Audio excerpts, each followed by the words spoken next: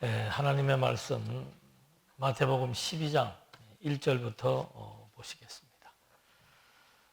마태복음 12장 1절 그때 예수께서 안식일에 밀밭 사이로 가실새 제자들이 시장하여 이삭을 잘라 먹으니 바리새인들이 보고 예수께 말하되 보시오 당신들의 제자들이 안식일에 하지 못할 일을 하나이다. 우선 2절까지 봉독드렸습니다. 지금 예수님께서 이제는 참 선지자라고 하는 것을 동족들에게 배척을 당하는 그런 구약에 예언된 성취 사역을 통해서 하나하나 이제 확증시켜주고 있습니다. 그래서 먼저 11장에서는 투옥된 세례 요한이 예수에 대한 그 정체성, 신분에 대해서 한 번 더 확인을 합니다. 그러면서 예수께서 세례 요한을 투옥한 불신 세대들, 또 당신을 불신하는 세대, 그 사회적인 모든 세대에 대한 심판을 경고했습니다. 그러면서 마지막으로 하시는 말씀은 수고하고 무거운 짐진 자들은 내게로 와라. 내가 너희를 쉬게 하시리라고 선포를 한 거죠. 그러니까 11장 마지막에서 당신이 이제 당신의 권속들, 당신의 교회들에게 안식을 주시겠다라고 하는 그런 선포를 한 겁니다. 이것이 이제 하나의 빌미가 되어서 12장부터는 이제 정말 배척을 당하게 되는 그런 상황들에 대한 설명들이 소개되고 있는 거죠. 중요한 것은 이 안식일이라고 하는 것은 유대인들에게는 뭐 2000년 역사를 통해서 아주 중요한 그들의 뭐 일주일에 한 번씩 돌아오는 절기입니다. 그래서 안식일에 대해서는 유대인들이 가장 뭐 여러 가지 규례들이 있지만 중요하게 여기고 유대인들의 규례를 따지면 뭐 1000가지가 넘는다 그러죠. 그 중에서 유대인들이 정말 소중하게 여기는 거. 그러니까 예수님 오시기 2000년의 기간 동안 안식일이 가지고 있는 그런 중요성. 그 다음에 지금도 마찬가지예요. 예수님이 오시고 난 이후로부터 지금 2000년이 지난 지금 또 계속 유대인들은 금요일부터 안식일을 지키기 시작을 합니다. 그러니까 지금의 시점에서 보면은 4000년 동안도 없어지지 않는 그 안식일이라고 하는 그 중요한 가치. 이것에 대해서 예수님은 이제 새로운 관점으로 안식일을 규정하는 이것이 또 한편에서는 결국 이 사건이 예수님이 자기 동족들에게 배척을 당하고 또 이것이 예수님을 체포하고 고소하는 하나의 빌미가 되도록 작용되는 그런 그 중요한 의미가 있습니다. 그래서 그 안식일이라고 하는 기원을 보면은 하나님께서 안식일을 제정하신 거예요. 태초에 천지 만물을 창조하시고 하나님이 안식일을 하나의 그 원형으로 보여주셨죠. 그 이유는 과연 무엇인가? 여기 뭐 언약이라고 써놨는데 그것이 바로 뭔가 하면은 하나님의 아들 그리스도가 오셔서 하나님이 제정해 놓으신 안식일을 그게 언약이죠. 그걸 성취하심으로 말미암아 안식일이 가지고 있는 나를 지키는 안식일에 대한 개념이 이제는 심령의 생명의 안식으로 변화되는 그런 이제 전환점에 있어서 중요한 하나의 근거가 되는 겁니다. 그리고 예수님께서는 굳이 그렇게 안식일에 일을 하셔야 되는가? 여기도 보면은 그때 예수께서 안식일에 밀밭 사이로 가실새 제자들이 배가 고프니까 이삭을 잘라 먹었다 그랬습니다. 그리고 또 오늘 단원에서도 보면은 손에 마비가 온 사람이 있는데 그 사람을 치료하는 것도 나를 피해서 유대인들이 당신을 그 배척하는 그 불신 세력들이 그렇게 당신을 쫓아다니면서 책을 잡으려고 하고 그들이 그렇게 절대적으로 여기기에는 안식일을 좀 피해서 일을 하시면 되는데 왜 굳이 그날 그렇게 안식일에 예수님께서 일을 해서 그것이 불시의 하나의 그 실마리가 되게 되고 예수님을 배척하는 것에 대한 촉발제 역할을 하게 되는데 왜 그렇게 하셨는가? 본문에도 나오죠. 당신이 누구니까? 안식일의 주인입니까? 이런 이제 엄청난 얘기가 결국은 유대인들로 하여금 배척하고 또 그를 죽일 수밖에 없는 하나의 이유를 삼게 됩니다. 그리고 그러시면서 본문의 내용에도 나옵니다만은 당신이 안식일의 주인이기, 왜 안식일날 그렇게 일하십니까? 내가 안식일의 주인이다. 주인이 마음대로 일하는데 그게 무슨 상관이 되느냐? 그런 의미에서 왜 당신이 안식일의 주인이 되는가? 안식일은 뭐 구약의 율법이죠. 그러니까 5장, 우리가 마태복음 5장을 공부할 때 5장에서 내가 온 것은 율법을 폐하려 온 것이 아니고 율법을 완전케 하려 왔다. 이 말은 율법을 성취하고 완성하기 위해서 왔다는 그런 의미에서 안식일이라고 하는 율법의 큰 범주 안에 들어가 있는 거기 때문에 그 율법을 완성하신 분은 당신밖에 없죠. 그러니까 내가 안식일의 주인이다. 그리고 이 안식일은 하나님이 제정하신 것이기 때문에 당신이 주인인 이유는 당신이 하나님의 아들이라고 하는 것에 대한 의미도 담겨져 있는 겁니다. 이런 맥락 속에서 전개되는 12장의 내용, 제일 먼저 안식일에 대한 논쟁이 시작되는 겁니다. 그리고 그 안식일의 주인이라고 당신이 선포했기 때문에 당신을 죽이려고 하는 그런 세력들이 점점 더 모여서 구체화되는 논의를 하게 되고, 그걸 바라보는 예수께서는 그들에 대한 심판을 경고하는 거죠. 안식일의 주인이 나를 부정하고 불신하고 배척하는 세력에 대해서 반드시 심판이 있을 것이다. 그리고 이제 귀신 들린 자를 고쳤는데 그것이 이제 문제가 되어가지고 뭐 서로 논쟁을 하는 게 나옵니다만은, 예수님께서 그 논쟁에 항상 어떤 논쟁이나 교훈이나 표적이 있을 때 거기에 중요한 하나의 이슈가 있지요. 여기서는 예수님께서 그것은 성령의 역사다. 안식일의 주인이다. 그 다음에 그건 성령의 역사다. 그러면서 성령의 역사를 거역하는 세대에 대해서 또 심판이 있을 것을 경고합니다.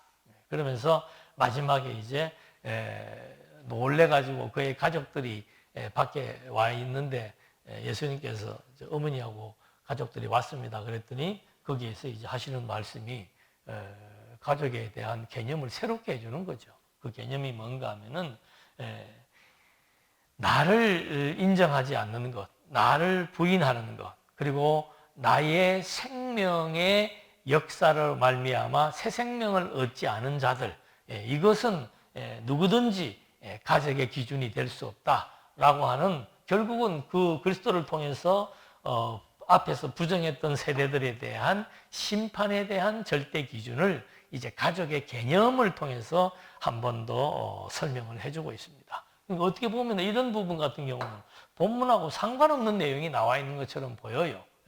예수님께서 지금 이렇게 안식일 날 여기 사역을 하니까 그것 때문에 문제가 되었고, 그래서 그를 죽이려고 했고, 그 다음에 또 귀신 들린 사람에 대한 치료를 하니까 그 반대 무리들이 귀신 들렸다고 얘기를 하니까 내가 하는 일은 귀신 들린 게 아니고 성령의 사역이라고 얘기하면서 완악한 세대에 대한 심판이 있을 것이라고 얘기했는데, 그 다음에 밖에서 가족들이 기다리고 있다라고 하니까 이게 지금 장면이 바뀌는 것 같은데, 그 이면의 맥락적 의미는 하나의 주제를 가지고 연속선상으로 전개되고 있다는 사실을 우리가 이제 본문을 보면서 확인해 볼 수 있습니다.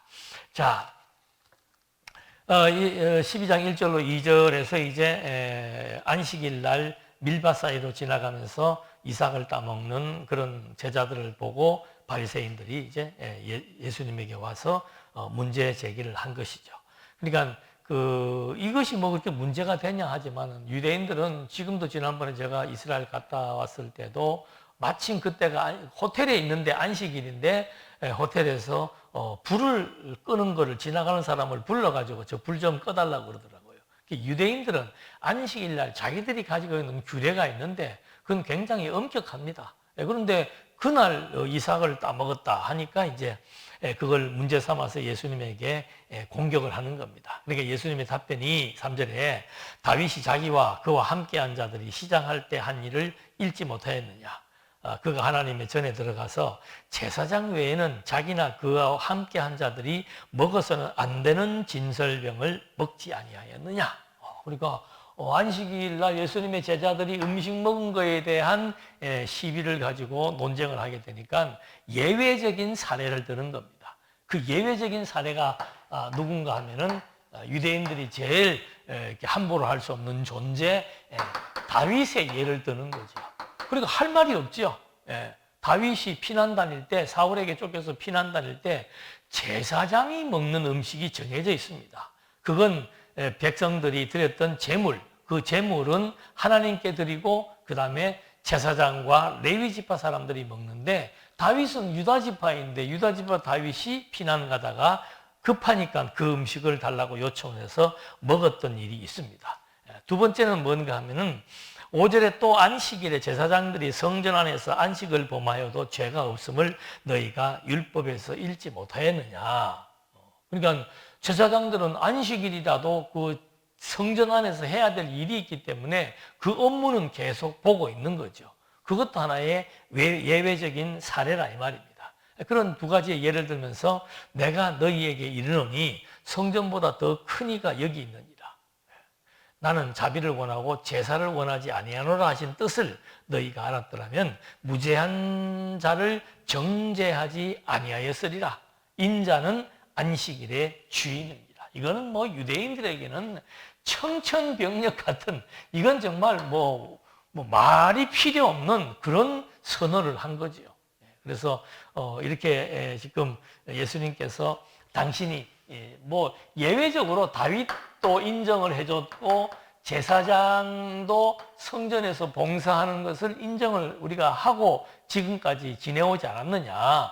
그런데 내가 하는 일이라는 것에 대한 그 정당성이 뭔가 하면 당신이 성전보다 크다고 얘기해요. 성전은 하나님의 집이에요. 그러니까 유대인들 세계에서 하나님의 집을 보면서 내가 저 집보다 크다라고 얘기하는 사람은 한 사람도 없죠. 그러니까 이제 그런 말을 던지고 그 다음에는 아예 그냥 안식일의 주인이다라고 선언을 해버리는 겁니다. 그러니까 뭐 당연히 유대인들 입장에서는 이 문제에 대해서 심각하게 논의를 할 수밖에 없는 그런 상황이 된 겁니다. 그러면서 너희들은 이 성전의 의미, 또 제사의 의미, 안식일의 의미, 이게 도대체 무엇인지를 모르고 있구나.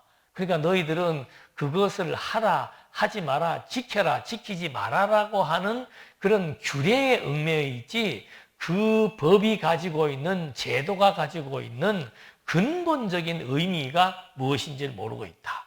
그러니까 그 근본적인 의미는 뭔가, 하나님께서 나는 자비를 원하고 제사를 원하지 않는다는 말을 했다. 이 말이 무슨 뜻인가? 그런 얘기죠. 그러니까 예수님께서 그 율법의 완성, 이건 뭐 5장 할 때 계속 제가 중요하다고 얘기했습니다.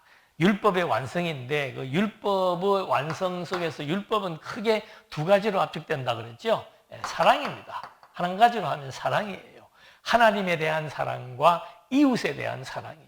하나님에 대한 사랑이 뭔가? 하나님께서 약속해 놓으신 그 언약을 이루는 것이 하나님에 대한 사랑입니다. 이웃에 대한 사랑은 뭔가? 하나님께서 약속해 놓으신 그 사랑을 이루심으로 말미암아 하나님께서 약속하신 그 약속의 내용이 뭔가?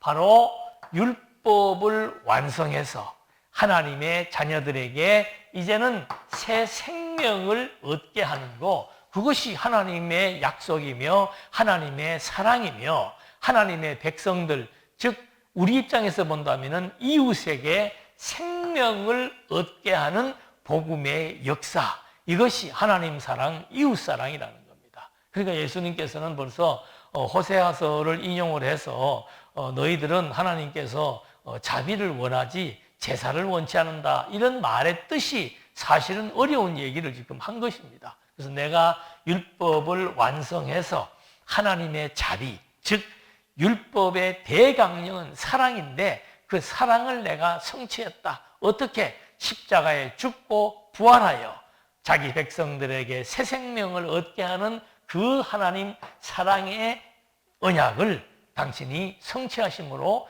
자기 백성들에게도 사랑의 실천, 새 생명을 얻게 하는 역사, 이것을 이제 예수님께서 얘기하면서 그래서 내가 성전보다 크고, 성전에서 하는 일이라고 하는 것이 제사 드리는 거예요. 그런데 예수님은 그 제사를 아예 당신의 생명으로 완성했습니다. 그러니까 성전보다 크지요.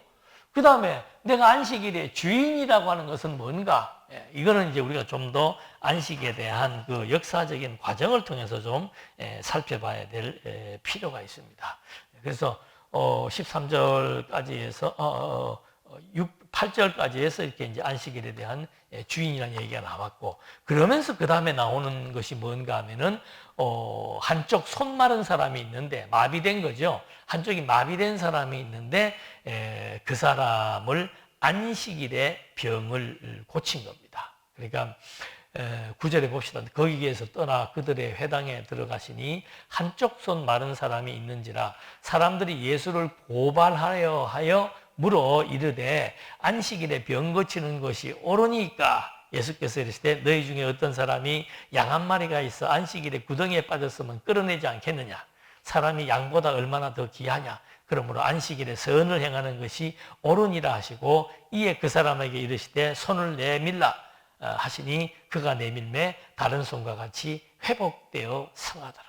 그러니까 안식일 날 그러면 병 고치는 것이 병 고치는 역사를 해도 되느냐 안 되느냐라고 도리어 예수님은 반문을 한 겁니다. 그러면서 너희들은 양을 잃어버린다면 그 잃어버린 양 한 마리 찾으려고 가서 구출해 내지 않겠는가? 그런데 한 생명을 내가 구하고 한 생명의 고통을 해결해 주는데 이것이 무엇이 나쁜 것이냐? 그래서 안식일에 선을 행하는 것. 안식일에 선을 행한다는 것, 앞에서 말한 대로 하나님은 자비를 원하고 제사를 원치 않는다는 것, 즉 하나님은 사랑이라고 하는 것, 그 하나님의 사랑이 이웃사랑을 통해서 확증되는 것, 그 말씀에 대한 설명으로 손 마른 사람을 치료하시면서 예수님께서 양의 비유를 들어가지고 이제 완성된 안식일, 안식일의 주인에 의해서 새롭게 정리되는 안식의 개념은 이제는 어떤 제사의 규례나 제도보다 생명에 대한 존중의 가치를 부여하고 있다라고 예수님은 힘있게 얘기를 하는 겁니다. 그러니까 안식일날 미리상 먹는 것으로 시작을 해서 안식일날 실제로 예수께서 병든 자의 병을 치료하시니까 그들의 입장에서는 예수님이 말씀하시는 것에 대한 이해보다는 자기들이 가지고 있는 목적, 바로 이 사람을 체포해야 되겠다, 고발해야 되겠다라고 하는 것에 더 중점을 두고 있는 것을 확인해 볼 수 있습니다. 그래서 아까도 초도에 말씀드렸습니다만은 오늘은 질문 속에서 계속 안식일과 관련된 질문을 드렸고, 예수님도 당신이 안식일의 주인이라고 선언을 했을 때는 그 많은 어떤 근거와 어떤 그 목적이 있기 때문에 안식에 대한 것들을 지금 여기에서 부각시키고 있는 겁니다. 그러니까 이 안식이 당신을 신뢰하고 당신을 믿는 자들에게는 정말로 선순환적인 좋은 용도와 가치가 되지만 당신을 배척하는 자들에게는 하나의 빌미가 되어가지고 도리어 그것으로 말미암아 당신을 배척하게 된다는데, 우리가 안식일에 대한 지난번도 한번 얘기했습니다만 또 한 번 더 말씀을 드리면은 그 안식의 어원은 뭔가 하면은 그치다. 그러니까 쉽게 얘기하면 일을 그치다, 일을 마치다, 그런 뜻입니다. 그 다음에 또 다른 뜻은 내려놓다. 그 다음에 무엇으로부터 정리되었을 때 안식이라고 얘기합니다. 그러니까 안식이라고 하는 말은 무조건 쉰다라고 하는 말도 포함이 되어 있지만은 일을 마친다는 거예요. 안식일에 대한 개념은 일을 마친다. 그 다음에 내려놓는다. 일을 내려놓다. 이게 이제 편히 쉬다는 뜻을 의미하는 겁니다. 그 다음에 세 번째는 무엇으로부터 정리되었을 때를 안식의 의미로 부여를 합니다. 자, 이 말을 드리는 이유는 안식의 원형은 바로 하나님입니다. 하나님께서 그 창세기에 보면 안식이라고 하는 그 개념 그대로 하나님이 섭리해 나가십니다. 6일 동안의 일을 마치고, 그죠? 6일 동안의 일을 마치고, 다시 말하면은 하나님이 섭리하신 그 안식일이라고 하는 안식의 원형은 창조를 마친 겁니다. 창조를 마치고 창조로부터 정리했다, 또는 창조를 마치고 또는 끝내고, 그런 의미가 담겨져 있습니다. 마치고 하나님께서 뭐 한 거예요? 안식하신 겁니다. 그러니까 물론 그 안식이라는 것은 뭐 쉬다라고 하는 것도 의미가 담겨져 있습니다만은, 그 원형에서 보니까 하나님께서 어떤 일을 끝내고 그 다음에 안식하셨다. 그러니까 안식은 쉬는 겁니다 라고 하는 그 쉰다는 것 자체가 물론 중요합니다만은, 그거를 이해하려면 왜 쉬었냐 이 말입니다. 하나님이 왜 쉬셨느냐? 일을 마쳤기 때문에 쉬셨다. 여기에 포인트가 주어지는 거예요. 안식은 쉬는 거다. 근데 왜 쉬셨는가? 일을 마치고 쉬셨다 이 말입니다. 그리고 이 마치고 쉬셨다는 그 말에는 아주 큰 뜻이 담겨져 있습니다. 조금 더 보겠습니다. 그 다음에 하나님께서 아담이 타락을 했을 때 아담에게 내리는 형벌이 뭔가 하면은, 내 평생에 뭐 해야? 수고해야 소산을 먹는다고 얘기합니다. 그러니까 아담에게 형벌을 주셨을 때 그 형벌의 내용은 뭔가 하면은 수고예요. 수고. 그러니까 이 아담에게 내린 형벌은 무엇을 더 요구하고 필요성을 제기해 주었는가? 수고의 반대 개념이 뭐예요? 안식이죠. 쉼이죠. 그러니까 예수님도 우리가 11장 마지막에 보니까 수고하고 무거운 짐진 자들은 다 내게로 오라. 내가 뭐하게 하리라? 쉬게 하리라. 그러니까 하나님께서 아담에게 내린 형벌이 수고입니다. 그 수고의 형벌을 주었기 때문에 안식의 필요성이 요청될 수밖에 없는 거죠. 그렇게 해놓고 하나님께서 이제 선민들에게 그 안식의 의미를 다각적으로 가르치고 있습니다. 첫 번째는 노예 생활을 뭐하고? 마치고 또는 끝내고 그 다음에 뭐 하는 겁니까? 안식하는데, 여기에서는 이제 해방의 안식을 주시는 거죠. 노예로부터 해방되는 안식을 주고, 그 다음에는 그 율법에 나와 있는 대로 6일 동안에 노동을 하는 겁니다. 6일 동안에 노동을 끝내고 그 다음에 뭐 하는 겁니까? 이제 말 그대로 육체의 휴식을 하는 거예요.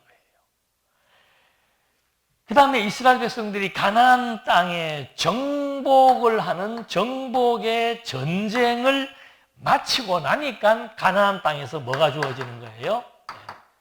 평화가 주어지는 거죠. 그러니까 이 안식이라는 의미는 노예에서 해방되었을 때 쉴 수 있는 안식, 노동으로부터 휴식을 하게 될 때 쉬게 되는 안식, 그 다음에 전쟁에서 승리로 말미암아 주어지는 평화의 안식. 그 다음에 이제 하나 남은 것이 제사예요. 속죄 제사를 끝내고 나면은 주어지는 용서의 안식이 있습니다. 죄로부터의 용서, 죄로부터의 속죄를 받고 누리게 되는 그런 안식. 그러니까 이 안식이라고 하는 것은 바로 무엇으로부터 정리되고 무엇을 마치고 난 뒤에 오는 결과입니다. 그러니까 안식이라고 하는 것은 쉰다는 말만 이해해서는 안 되고 무엇을 마치고 나서 쉰다는 거죠. 그래서 노예생활, 노동, 전쟁, 제사행위, 이런 것들이 이제 유대인들에게 주어졌을 때 그런 것들을 하나하나 다 끝내고 또는 지키고 났을 때 주어지는 이스라엘 백성들에게 해방과 휴식과 평화와 용서의 안식이 주어진다는 거죠. 그리고는 이제 이게 다 모형이에요. 이게 모형적인 안식이에요. 지금 유대인들은 모형적인 안식을 지금 계속해서 강조하는 겁니다. 6일 동안 일하고 7일 때는 쉬는 안식일인데 왜 안식일 날 이삭을 뜯어먹고 안식일 날 병을 고치고 왜 그러냐? 이 문제를 지금 유대인들이 제기하고 있는 거죠. 그래서 예수님께서 안식의 주인이라고 강하게 얘기할 수 있는 이유는 뭔가 하면은 5장에 나와 있는 대로 이런 유대인들에게 주어진 모든 율법을 완성한 거예요.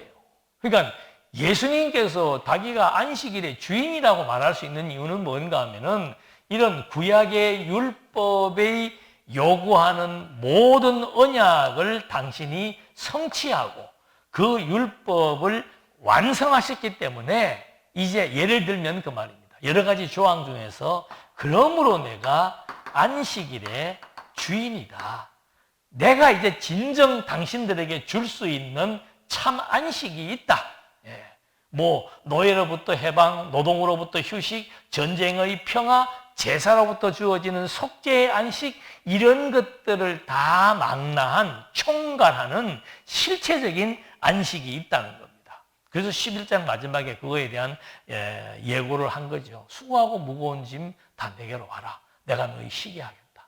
인생에 있어서의 멍에는 뭔가? 인생이 가지고 있는 멍에는 뭔가? 첫 번째가 무엇을 벗겨주는가? 죄악의 멍에입니다. 죄악의 멍에. 예수님께서 이제 안식일의 주인의 역할을 감당하기 위해서 자기 백성들의 죄악의 멍에를 벗겨주는 겁니다.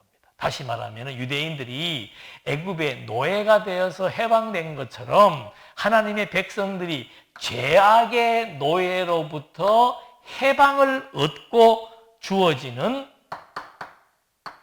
생명의 안식을 얻게 하는 것이 율법의 완성이며 율법의 성취인 거예요. 그러니까 당신이 죄악이라고 하는 것은 사망이죠. 죄악, 사망의 멍에를 벗겨서 생명을 얻게 하는 안식을 주시니까 내가 안식일의 주인이라고 말씀하시는 거고, 좀 더 구체적으로 말하면 이제 탐욕의 멍에를 벗겨주시는 겁니다. 하나님의 백성들이 왜 힘이 드는가? 자기 속에 있는 탐욕 때문에 힘든 거예요. 그게 자기에게는 무거운 짐인 거죠. 그걸 예수님이 벗겨주어서 거룩한 안식을 이제 그대로 실행하셨다.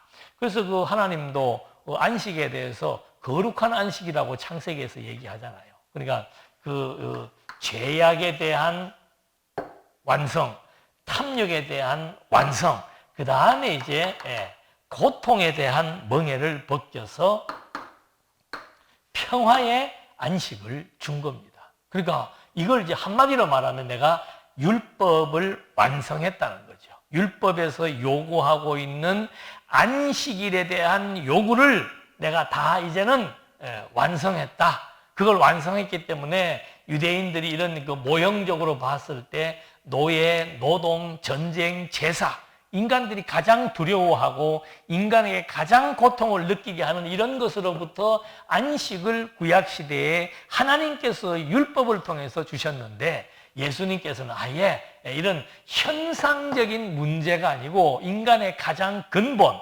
본질적인 생명의 문제를 해결해 버린 거예요. 그래서 죄악으로부터 사망으로부터 그리스도의 십자가의 사역이 우리에게 진정한 생명의 안식을 얻게 해줬다. 그래서 예수님이 말하는 이 안식의 진정한 의미는 바로 생명의 일체적 관계 속에서 주어지는 안식을 의미하는 겁니다. 그러니까 이게 무슨 생명의 일체적인 안식이 뭔가? 지금 우리와 이게 이제 참 중요한 구도지. 하나님, 그리스도, 성도예요. 이게 생명이 하나라 이 말입니다.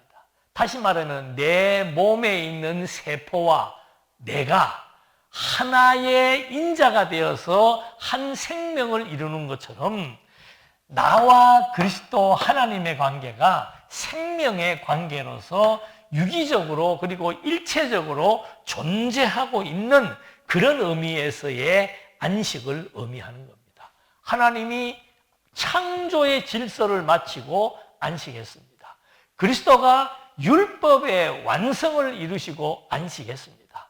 또 우리가 죄와 사망으로부터 그리스도의 공로에 의해서 생명의 안식을 얻게 된 거죠. 그러니까 생명의 안식을 그럼 얻게 된 사람들의 삶이라고 하는 것이 뭔가 다른 것 없습니다. 여기 나와 있는 탐욕으로부터 거룩으로, 고통으로부터 평화와 안정감을 얻게 되는 이런 삶이 실제 우리가 살아가는 삶 속에서의 안식의 삶과 일치하는 거죠. 이렇게 되고 이제 마지막에 영원한 안식은 뭔가? 영원한 안식은 뭐예요? 창조를 끝내고 하나님이 안식하신 것처럼 창조의 모든 사역이 종결되고 나면은 그 다음에 영원한 안식이 생기게 되는 겁니다. 그래서 그 창조의 기간이 끝나게 되니까 처음 땅과 하늘이 없어지고 새 하늘과 새 땅에서의 안식이 실현된다라고 하는 거. 이걸 이제 우리는 영원한 안식이라고 얘기를 하는 거죠. 그래서 지금 중요한 것은 우리가 지금 얻은 안식이라고 하는 것이 무엇인가? 그 다음에 내가 이제 그리스도로 말미암아 새 생명의 안식을 누리고 산다는 것이 어떤 의미인가? 그걸 이제 우리가 확인하면 되는 거죠. 이건 이제 우리의 신앙의 성장과 성숙도에 따라서 안식의 농도가 달라지는 겁니다. 그래서 참 인생살이, 세상살이는 참 힘들죠. 웃기 싫어도 웃어야 되는 일들이 있습니다. 울고 싶어도 울 수 없는 일들이 있어요. 그런데 하나님 앞에서 그리스도 안에서 누리는 안식은 뭔가 하면은 웃기 싫으면 웃지 않아도 되는 그런 자유예요. 웃기 싫으면 웃지 않아도 되는 자유. 울고 싶으면은 마음껏 울어도 되는 자유. 그러니까 하나님 앞에서 그리스도인들의 하나님 앞에서의 삶이라고 하는 것은 어떤 제재나 어떤 예의나 양식이나 규율이나 어떤 사회적인 입장이나 이런 것하고 관계없는 거죠. 그래서 예수님이 수고하고 무거운 짐이라고 하는 그 말의 의미 속에는 우리가 인생을 살아가면서 정말로 힘들고 어려운 부분이 많아요. 내면적인 갈등에 대한 어려움도 있고 외부로부터 주어지는 환경적인 요인의 어려움도 있고 이런 모든 것에서 우리는 그리스도와 함께 이런 부분들을 그리스도 중심으로 해석을 하게 됨으로써 이제 정말 아무에게도 말할 수 없을 때 그리스도에게 말하면 되는 겁니다. 이런 것처럼 우리 인생들에게 주어지는 그런 정말 불안과 긴장과 어떤 처신과 우리의 삶들에 대한 정말 내가 원치 않는 그런 형식들이 나에게 억압이 될 때 우리는 그 억압으로부터 모든 걸 다 팽개치는 게 아니고 그런 환경 속에 살지만 우리가 그리스도 앞에서만큼은 모든 것으로부터 자유할 수 있는 진정한 생명의 안식. 이걸 이제 예수님께서 제시해 준 겁니다. 그래서 안식일의 주인이라고 하는 그 말의 의미 속에는 지금 여기서 말씀드린 이런 모든 모형적인 이런 안식에 대한 것들을 그리스도가 완전히 성취해서 이제 우리에게는 새 생명이 누릴 수 있는 마음의 평화, 마음의 안정감, 미래에 대한 소망 이런 것들이 이제 진정한 안식을 얻게 되는 겁니다.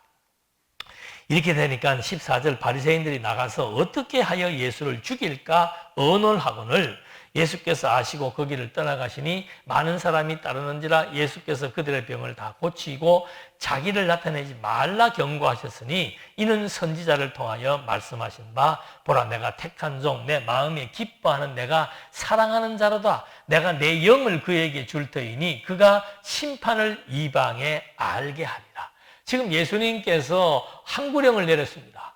나에 대해서 다니면서 아직은 얘기하지 마라. 그 이유가 바로 뭔가? 그 이유는 그가 심판을 이방에다가 일단 알려야 된다. 그 말의 의미는 이방인들이 그리스도를 불신하면 이방인들도 심판받는다는 사실을 알아야 되고, 이방인들이 그리스도를 영접하게 되면은 새 생명을 얻는 안식을 누릴 수 있다는 것을 알려야 된다.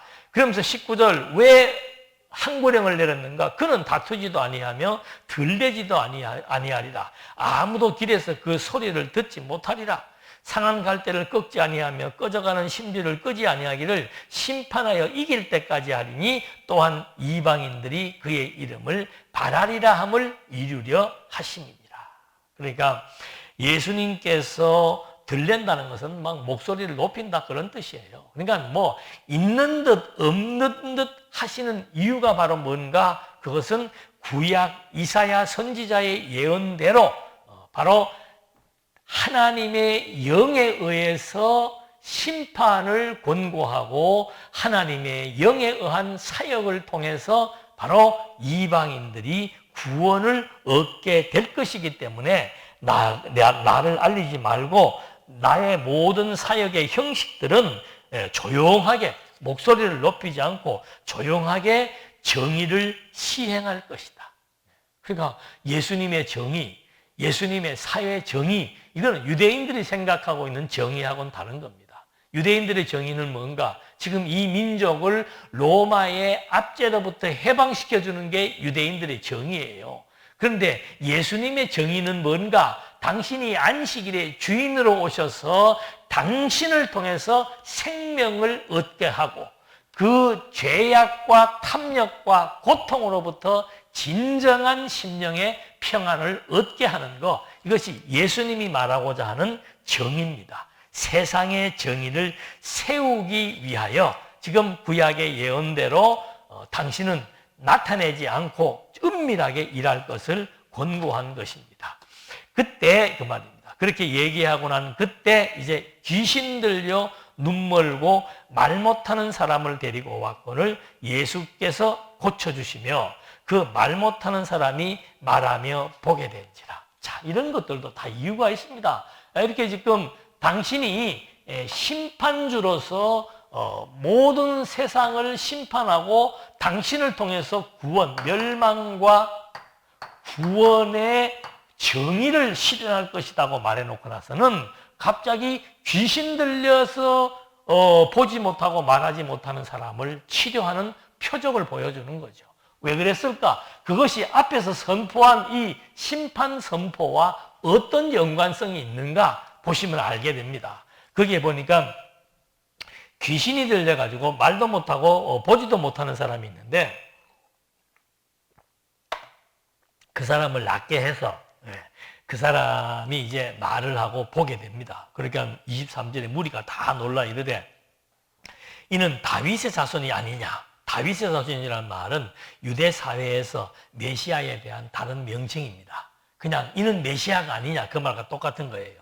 바리새인들은 듣고 이르되 이가 귀신의 왕 바알세불을 힘입지 않고는 귀신을 쫓아내지 못하느니라 하거늘 예수께서 그들의 생각을 아시고 이르시되 스스로 분쟁하는 나라마다 황폐해질 것이고 스스로 분쟁하는 동네나 집마다 서지 못하리라. 만일 사탄이 사탄을 쫓아내면 스스로 분쟁하는 것이니 그리하고야 어떻게 그의 나라가 서겠느냐.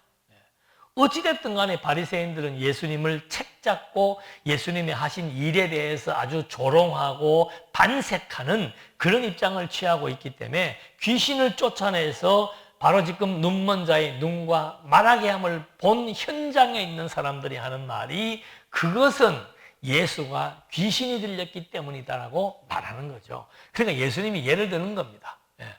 나라와 나라가 분쟁한다면 서로 망할 것이고 하는 예를 들면서 사탄이 사탄을 쫓아낸다면 또 그 사탄이 서로 결국은 자기와의 싸움이 되는 거 아니냐. 그 얘기를 지금 이렇게 예를 들어서 설명을 하는 겁니다. 그러니까 사단이 자기의 명령대로 행하던 귀신을 내쫓는다면은 집안 싸움이다 그런 얘기죠. 그러니까 내가 귀신을 쫓은 것은 귀신이 귀신을 쫓은 것이 아니다. 만약에 귀신이 귀신을 쫓았다면은 그거는 집안 싸움이 되고 스스로가 자멸하는 것밖에 되지 않는다라고 여기서 공격을 하는 겁니다. 그러면서 27절에 내가 바알세불을 힘입어 귀신을 쫓아내면 너희의 아들들은 누구를 힘입어 쫓아내느냐? 그러므로 그들이 너희의 재판관이 되리라.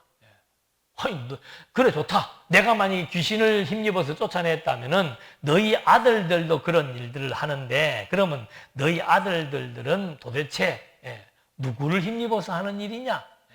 그렇게 해놓고는 뭐 재판장으로서 판결을 할 수가 있겠느냐? 그 얘기를 하는 겁니다.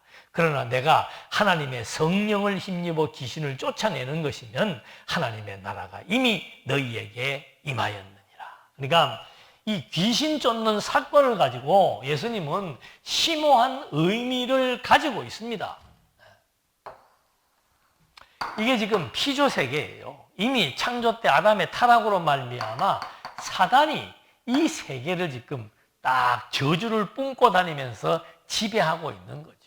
그러니까 예수님이 오셔가지고 안식일의 주인으로 오신 예수께서 모든 인류가 다 사단의 종이 되어서 여기에서 고통을 받고 있다 이 말입니다.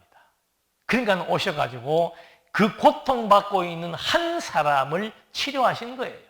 사단에게 걸려 들어가지고 보지도 못하고 말도 못하는 그 사람을 예수님께서 이 고통으로부터 해방시켜서 진짜 참 안식을, 자유와 안식을 얻게 해준 거란 말입니다. 그러니까 바리새인들이 있다가 이 역사에 대해서 빈정거지기를 귀신 들려서 그런 것이다. 그러니까 예수님이 내가 귀신 들렸다면 귀신이 귀신끼리 싸운다면 그게 말이 되는 소리냐. 그리고 너희 아들들도 제사장들 가운데서 그런 일을 하기도 하고 선지자들 가운데서 그런 일을 하기도 하는데 그러면 그들도 그러면 귀신 들려서 그런 것이냐? 말을 못하는 거죠. 그러면서 하시는 말씀이 내가 이 역사는 내가 안식일의 주인으로서 사단을 지금 완전히 제압한 이 역사는 성령의 역사이다.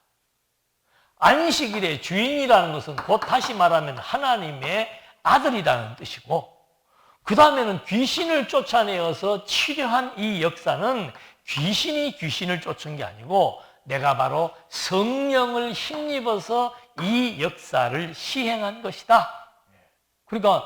그러니까 만약에 이것이 성령으로 말미암아 된 일이라면은 너희들은 이미 하나님의 나라가 이렇게 구축된 줄로 알아라. 그 얘기를 합니다. 하나님의 나라가 이미 완 줄 알아라. 그 말은 무슨 뜻인가?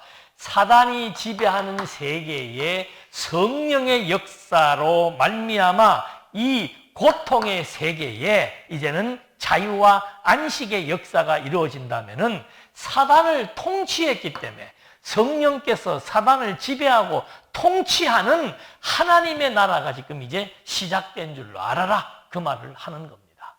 그렇게 이제 얘기를 하시면서 사람이 먼저 강한 자를 결박하지 않고서 어떻게 그 강한 자의 집에 들어가 그 세간을 강탈하겠느냐. 결박한 후에야 그 집을 강탈하리라. 그러니까 사단이 지배하는 세상을 정복해서 앞에서 예언한 하나님 정의의 나라를 세우려면은 당연히 먼저 사단을 결박해야만 그 다음 하나님 나라를 세워나가는 하나의 과정이라고 말씀하시면서 당신이 누구라고 하는 당신의 정체성을 밝혀주는 겁니다. 내가 안식일의 주인이다. 왜? 하나님의 아들이기 때문에. 두 번째, 이 모든 나의 역사는 성령의 사역이다. 성자, 안식일의 주인, 성령의 역사 이렇게 이제 얘기를 하니까 30절 나와 함께 아니하는 자를 나를 반대하는 자요 나와 함께 모으지 아니하는 자는 해치는 자니라. 그러므로 내가 너희에게 이르노니 사람에 대한 모든 죄와 모독은 사심을 얻되 성령을 모독하는 것은 사심을 얻지 못하겠고, 여기서 하는 말은 뭔가? 당신이 지금 성령을 힘입어서 사단을 쫓아내었기 때문에 당신을 지금 같이 결부시켜서 하는 얘기입니다. 그러면서 누구든지 말로 인자를 거역하면 사심을 얻되 누구든지 말로 성령을 거역하면 이 세상과 오는 세상에서도 사심을 얻지 못하리라. 지금 내가 하는 말 정도를 부인한다면 모르겠지만 내가 성령을 힘입어서 했던 그 사역 자체를 부정한다면은 그거는 뭐 기회가 없다. 나무도 좋고 열매도 좋다 하든지 나무도 좋지 않고 열매도 좋지 않다 하든지 하라. 그 열매로 나무를 아느니라. 독사의 자식들아, 너희는 악하니 어떻게 선한 말을 할 수 있느냐? 이는 마음에 가득한 것을 일부러 입으로 말함이라. 선한 사람은 그 쌓은 선에서 선한 것을 내고 악한 사람은 그 쌓은 악에서 악한 것을 내느니라. 내가 너희에게 이르니 사람이 무슨 무익한 말을 하든지 심판날에 이에 대하여 신문을 받으리니 내 말대로 어렵다함을 받고 내 말대로 정죄함을 받으리라. 그러니까 결국은 당신이 안식일의 주인이며 성령의 역사로 말미암아 사역한다라고 하는 당신의 사역을 신적 권능으로 지금 표현해주고, 그러므로 이 모든 것들을 부정한다면 반드시 심판이 주어질 것을 예수께서 경고하는 거죠. 이렇게 경고를 이제 하신 다음에 그렇게 경고를 이제 하고 나니까 그때 서기관과 바리새인 중 몇 사람이 말하되 선생님이요 우리에게 표적 보여주시기를 원하나이다. 이건 뭐 완전히 또 한 번 더 책을 잡기 위한 음모죠. 그러니까 예수님께서 대답하시되 이르시되 악하고 음란한 세대가 표적을 구하나 선지자 요나의 표적밖에는 보일 표적이 없느니라. 갑자기 구약을 인용하는 이유가 뭡니까?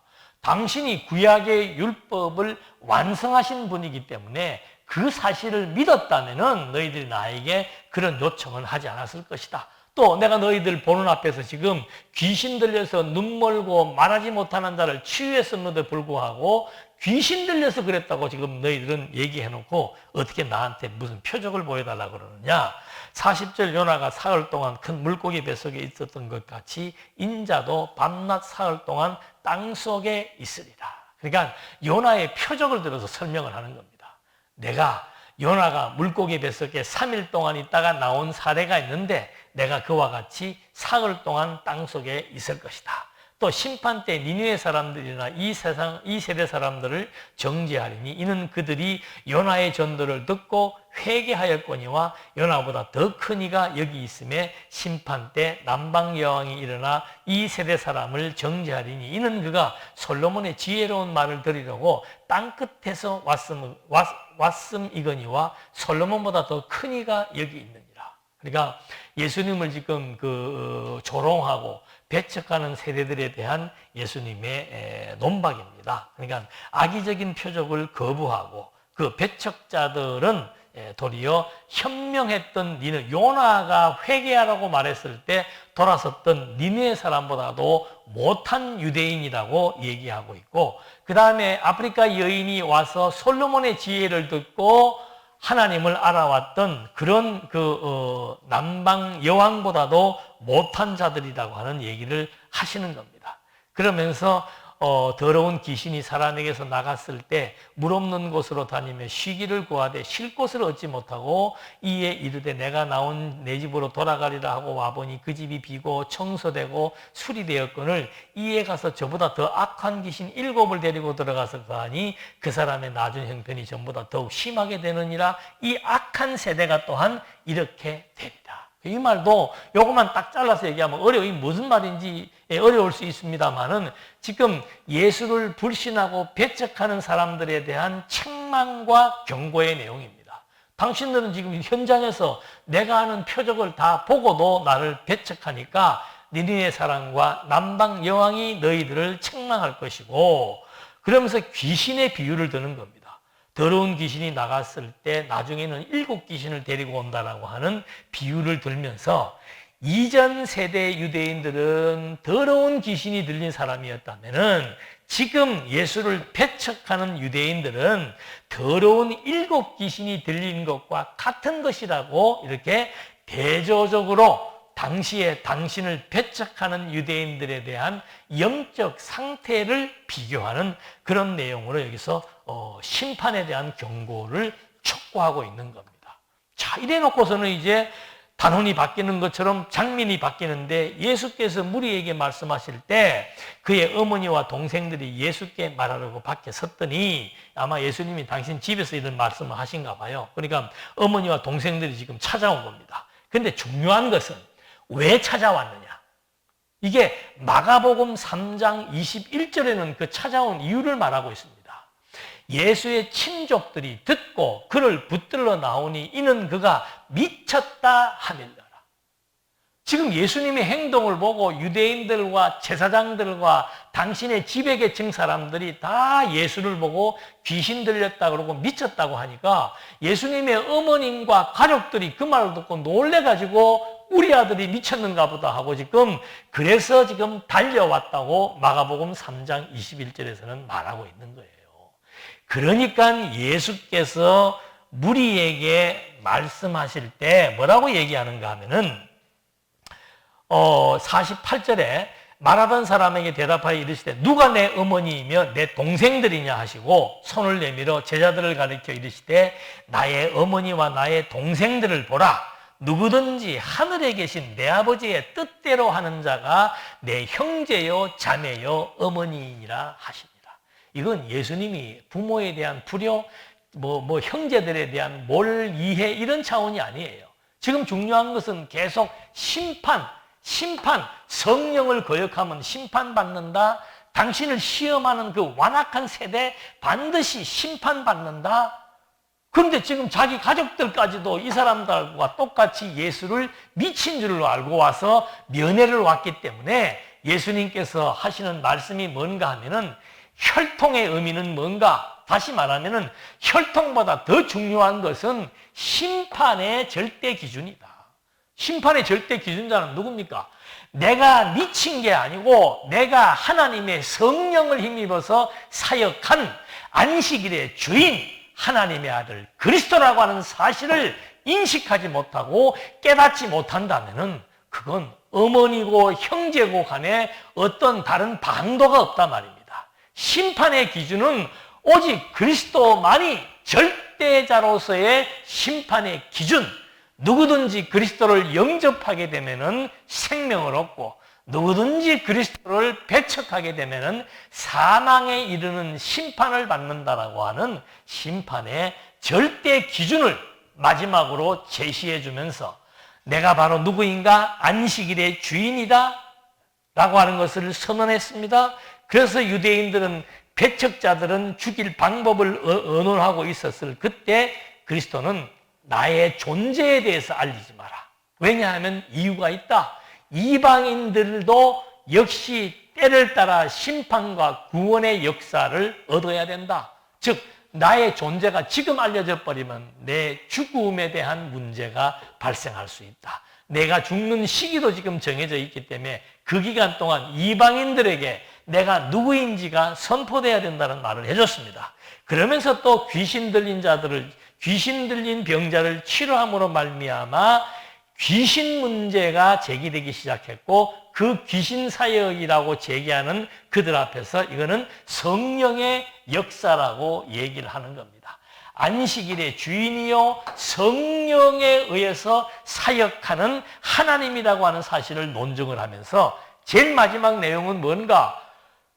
구원과 멸망, 믿음과 불신, 이건 바로 하나님의 뜻이다. 그러니까 나를 믿느냐 배척하고 불신하는 것은 하나님의 뜻이므로 비록 내 어머니나 가족이라 할지라도 내 존재가 내가 안식일의 주인이며 성령의 사역에 의해서 하나님의 아들 그리스도라는 사실에 대한 확증을 갖지 못하는 모든 자들에 대한 심판, 그 절대적인 심판은 바로 하나님의 뜻에 의해서 주어지는 것이다 라고 하심으로써 악의적인 배척자들에 대한 심판을 복음의 주체이신 그리스도께서 당신을 배척한다는 것은 절대적인 심판의 기준에 의해서 누구든지 멸망에 이를 수밖에 없다. 그럼에도 불구하고 반대자들, 유대인들, 바리새인들, 서기관들은 끊임없이 당신을 죽이려고 모의하고 있는데 그들에게 주어지는 것은 마지막 심판의 결과를 얻게 될 것이라고 하는 메시아 영접에 대한 중요성을 부각하는 것으로 끝을 맺게 되는 겁니다. 오늘 우리는 안식이 무엇인 줄, 왜 예수님이 당신을 안식의 주인이라고 얘기하는가, 그리고 유대인들을 자기를 불신하는 세력에 대한 심판을 경고하시면서 당신은 바로 심판의 절대 기준자로서 당신에 의해서 안식을 얻을 수도 있고 당신에 의해서 고통 속에 빠져서 사망에 처할 수도 있다는 사실을 다시 한 번 더 확인해 본 겁니다. 기도하시겠습니다. 은혜와 사랑이 풍성하신 하나님 아버지, 정말 하나님의 뜻 가운데서 전개되는 그리스도의 사역의 역동적인 내용들은 오늘을 살아가는 저희들에게 산 소망이며 우리에게 힘이며 하나님을 의지할 수 있는 관건이 된다는 사실 앞에 또 한 번 감사를 드립니다. 이제 우리 역시 그리스도의 생명을 받아 안식을 누릴 자격이 있으며 안식을 누리며 살아가는 하나님의 권속으로서 어떠한 세상의 수고와 고통 앞에서도 그리스도를 통한 심령의 안식을 누리며 살아갈 수 있도록 인도해 주시옵소서. 예수님의 이름으로 기도드립니다. 아멘.